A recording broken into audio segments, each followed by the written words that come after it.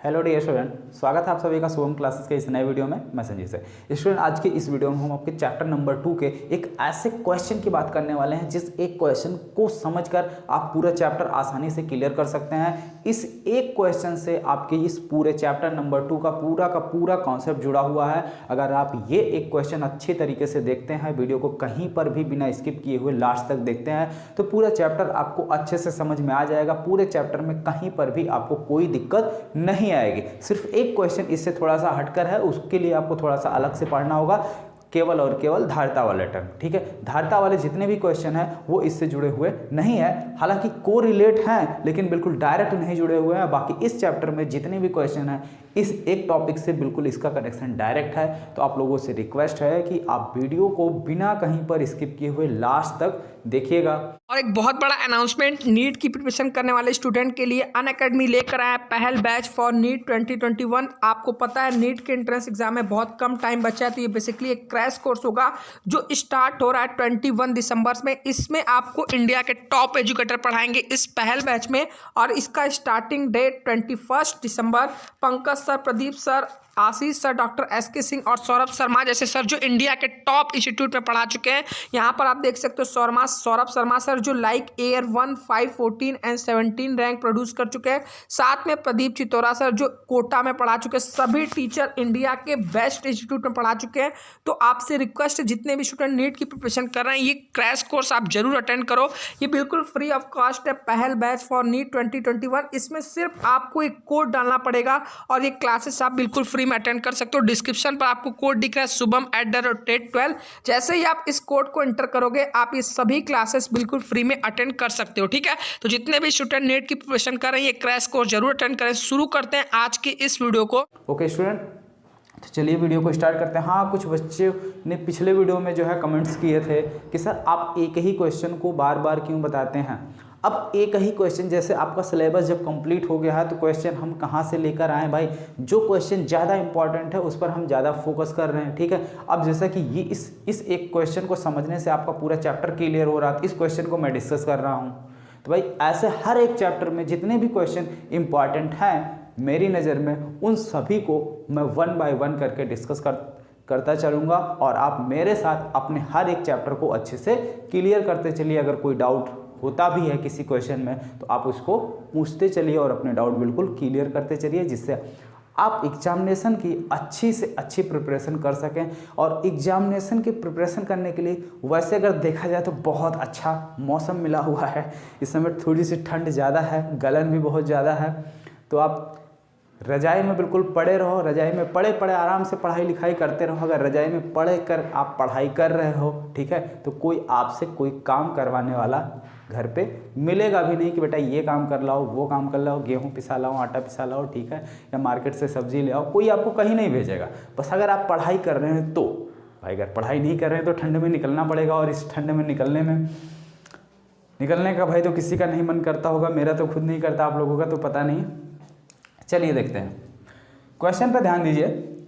Question है कि विद्युत विभव की परिभाषा लिखिए। ठीक है, वैद्युत विभव की परिभाषा लिखिए और साथ ही साथ उसमें एक क्वेश्चन और ऐड किया गया है कि वैद्युत आवेश के कारण किसी बिंदु पर वैद्युत विभव का व्यंजक प्राप्त कीजिए। तो इस एक क्वेश्चन में आपके दो छोटे छोटे क्वेश्चन मिले हुए हैं, तो इन दोनों क्वेश्चनों को हम 1 बाय 1 करके अच्छे से डिटेल में समझने वाले हैं।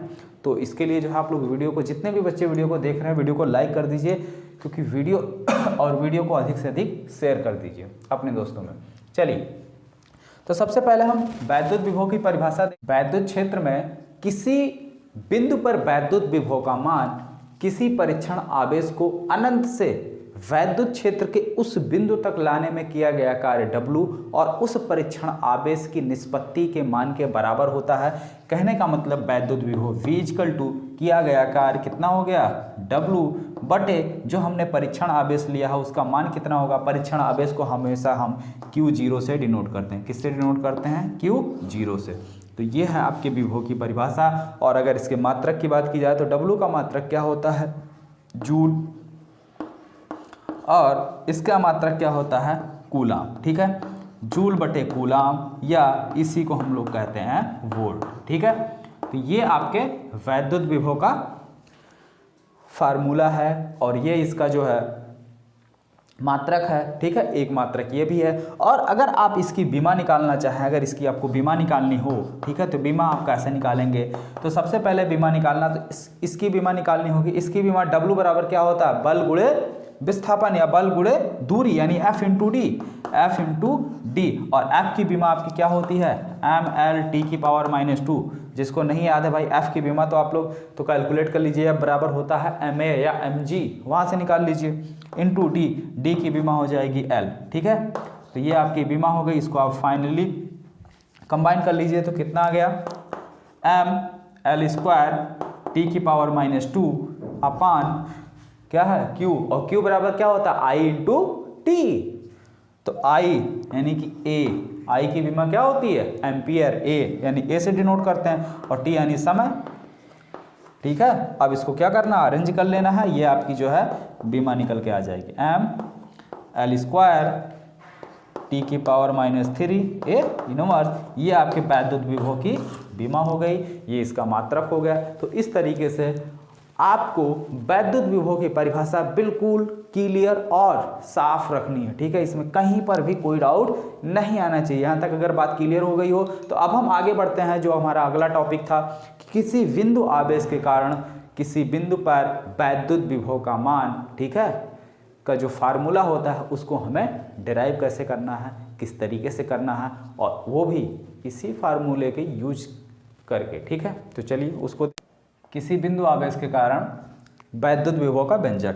तो कोई अगर हमारा बिंदु आवेश है तो उसके कारण वैद्युत विभव का क्या फार्मूला बनता है? ये फार्मूला होता है, ठीक है, वैद्युत विभव कैलकुलेट करने का। अब ये फार्मूला आया कैसे है, इसको हम कैसे डिराइव करेंगे? बहुत ही सिंपल कॉन्सेप्ट है, ठीक है। इस तरीके का कॉन्सेप्ट आपके एनसीईआरटी बुक में भी नहीं है। बहुत ईजी तरीके से मैं आपको बताने वाला हूँ। जिस तरीके से हम आपको बताएंगे एकदम A to Z आपको समझ में आ जाएगा और कभी भूलेगा भी नहीं अगर आप वीडियो ध्यान से देखेंगे तो, ठीक है। अगर स्किप करके देखेंगे तो फिर भाई इसके आगे तो आप ही जान सकते हैं कि आपको कैसे समझ में आएगा। चलिए देखिए, जैसे मान लेते हैं, माना ये हमारा कोई क्या है?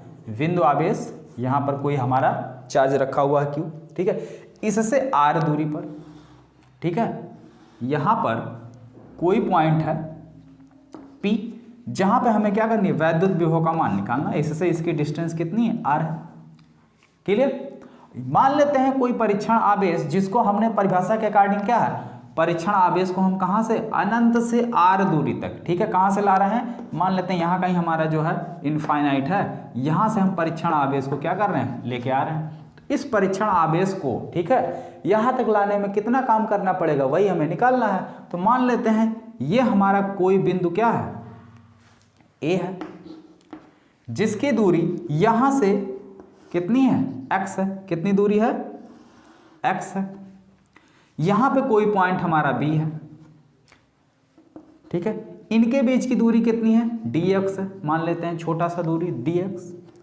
अब देखिए, परीक्षण आवेश को माना मैंने यहाँ पे ले आके रख दिया Q0 को, तो परीक्षण आवेश को, ठीक है, Q0 पर यहाँ तक ला रहे हैं, तो ये चार्ज यानी जो Q है इस पर कितना बल लगाएगा? कोई ना कोई फोर्स लगाएगा, क्योंकि भाई ये भी पॉजिटिव है, ये भी परीक्षण आवेश को हमेशा हम पॉजिटिव मानते हैं। तो ये चार्ज इस पर एक बल लगाएगा। क्या लगाएगा? बल लगाएगा। तो कितना हो जाएगा? ठीक है, तो आवेश Q के कारण Q0 पर लगने वाला बल, तो आवेश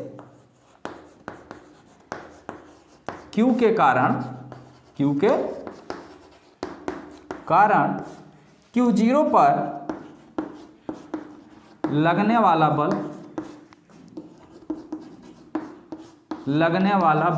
F इक्वल टू कितना हो जाएगा स्टूडेंट? 1/4πε0 Q और Q0 बटे क्या हो जाएगा? R², इक्वेशन नंबर 1, ठीक है, इक्वेशन नंबर 1। यहाँ तक बात को एकदम क्लियर है, कोई डाउट नहीं, क्योंकि ये कूलाम का नियम है, हमें कोई दिक्कत यहाँ तक नहीं आनी चाहिए। आगे देखिए, इस परीक्षण आवेश पर ये इतना बल लग रहा है, ठीक है। अब इस बल के विरुद्ध हमको क्या करना पड़ रहा है? अगर इस परीक्षण आवेश को हम और थोड़ा आगे ले आते हैं तो इस बल के अगेंस्ट हमको कार्य करना पड़ रहा है ना। तो मान लेते हैं कितना कार्य करना पड़, कितनी दूरी हम ले आते हैं? dx, इस माल दूरी ले आ रहे हैं, स्मॉल दूरी ले आ रहे हैं। तो अब स्मॉल दूरी ला रहे हैं तो इस स्मॉल दूरी को लाने में इस बल के विरुद्ध किया गया कार्य भी हमारा क्या होगा, काफी स्मॉल होगा। तो अगला पॉइंट लिखिए, परीक्षण आवेश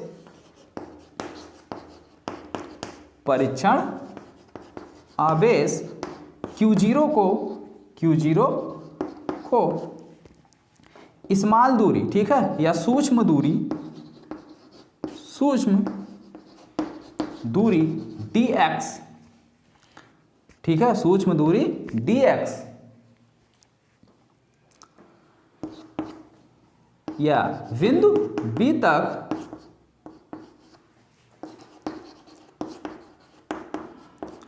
लाने में किया गया कार्य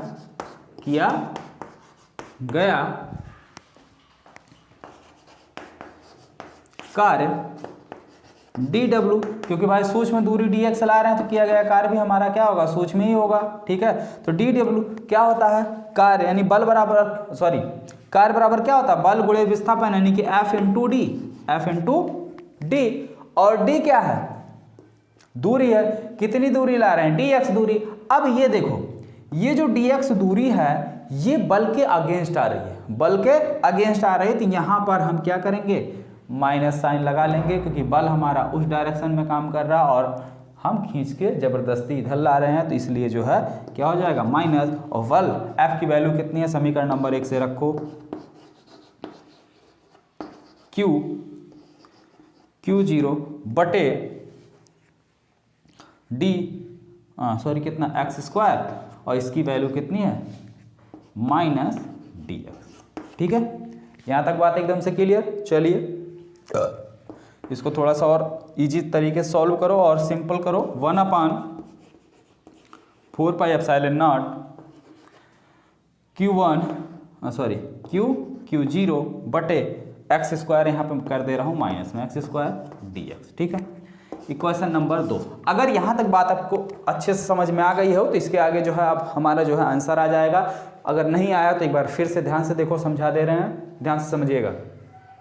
जैसे ये हमारा कोई क्या है, बिंदु आवेश है, जिससे r दूरी पर स्थित कोई पॉइंट P है, यानी कि बिंदु P है जहाँ पे हमें वैद्युत विभव का मान निकालना है और वो कितना आएगा वो हमें पता है, ठीक है।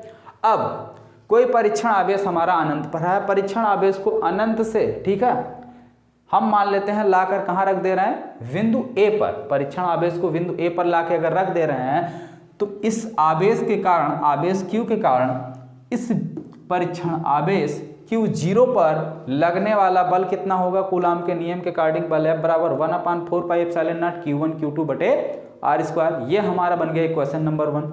दूसरी बात, परीक्षण आवेश को अब हम क्या कर रहे हैं, हमें लाना कहाँ तक है, P तक। अब हम डायरेक्टली ला नहीं रहे, इसको स्टेप बाय स्टेप ला रहे हैं। पहले थोड़ी सी सूक्ष्म डिस्टेंस dx हमने ले आया, ठीक है। तो परीक्षण आवेश Q0 को सूक्ष्म दूरी -dx, ठीक है, यानी कि बिंदु B तक लाने में किया गया कार्य कितना हो जाएगा, सूक्ष्म कार्य।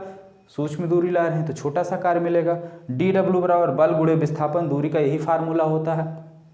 बल समीकरण नंबर 1 से, विस्थापन कितनी दूरी खिसका रहे हैं इसको, -dx। माइनस क्यों, कारण समझ में आया, क्योंकि जो दूरी हम यानी खिसका रहे हैं वो बल के अगेंस्ट है, बल के विरुद्ध किया गया कार्य है, ठीक है। ये मिल गया, ठीक। आगे देखिए, अब हमें लाना कहाँ तक है, R से। कहाँ से, इनफाइनाइट से। परीक्षण आवेश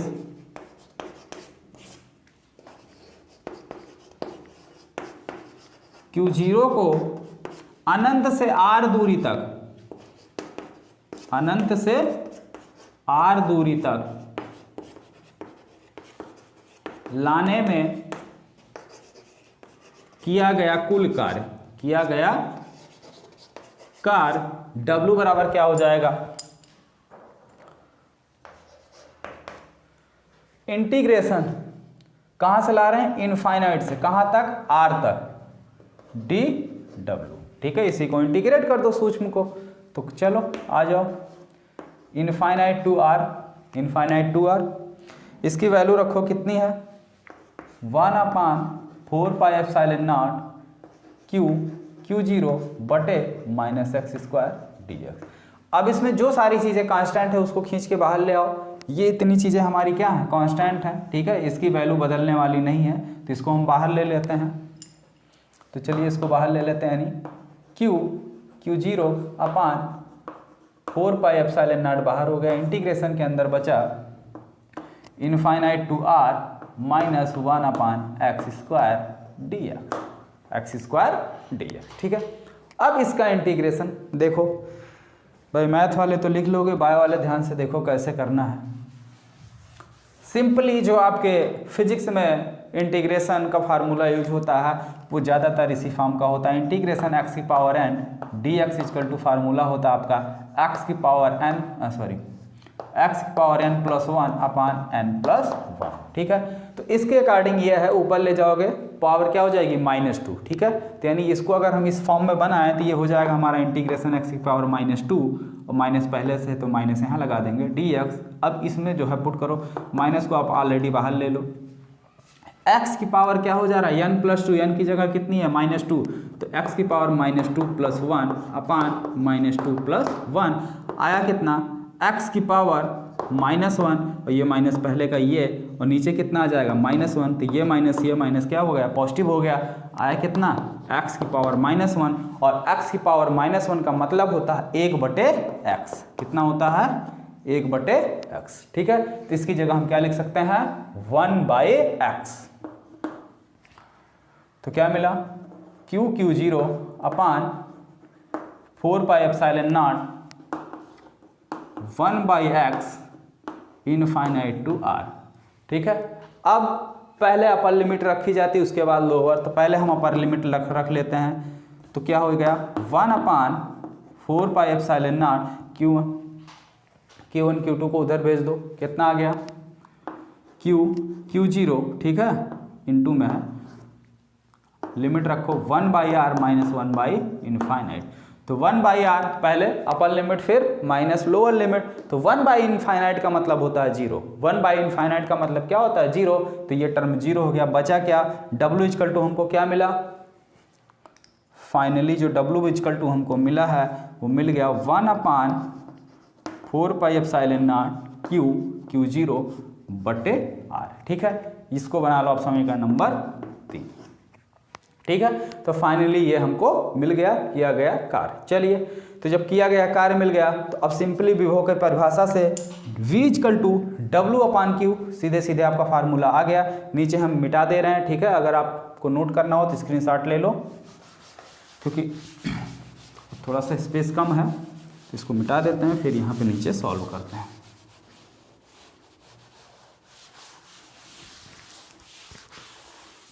चलिए देखिए, तो विभव की परिभाषा से, भाई विभव की क्या परिभाषा है, विभव की परिभाषा से, तो विभव की परिभाषा V इक्वल टू क्या होती है W/Q0, W की वैल्यू रखो, तो V इक्वल टू W की क्या वैल्यू आई है 1/4 pi epsilon naught Q0/r whole divided by Q0। तो इस Q0 से Q0 कैंसिल, बचा क्या, बचा 1/4 पाई एप्सिलॉन नॉट Q/r, ठीक है। तो विभव V की यही फार्मूला बन गई, यही फार्मूला हो गया Q/r, ठीक है। देखिए यही हमें क्या करना था, प्रूफ करना था, जो कि आ चुका है। इसका मात्रक क्या हो जाएगा, वोल्ट हो जाएगा या जूल/कूलम। इस परिभाषा के अकॉर्डिंग देखेंगे तो क्या बन जाएगा, जूल/कूलम। और अगर बीमा की बात करो तो बीमा मैंने आपको पहले ही निकाल के बताया, कितना होगा mL T⁻³ A⁻⁻1, ये इसकी बीमा हो गई, ठीक है। तो इसके लिए आप लोग वीडियो को लाइक कर दीजिए, जितने भी स्टूडेंट वीडियो को देख रहे हैं लाइक कर दीजिए। आई होप जो है आपको सारी चीज़ें इसमें अच्छे से समझ में आ गई है। अगर उसके बाद भी आपको कहीं कोई डाउट हो तो आप उसको जो है कमेंट बॉक्स में कमेंट करके पूछ सकते हैं।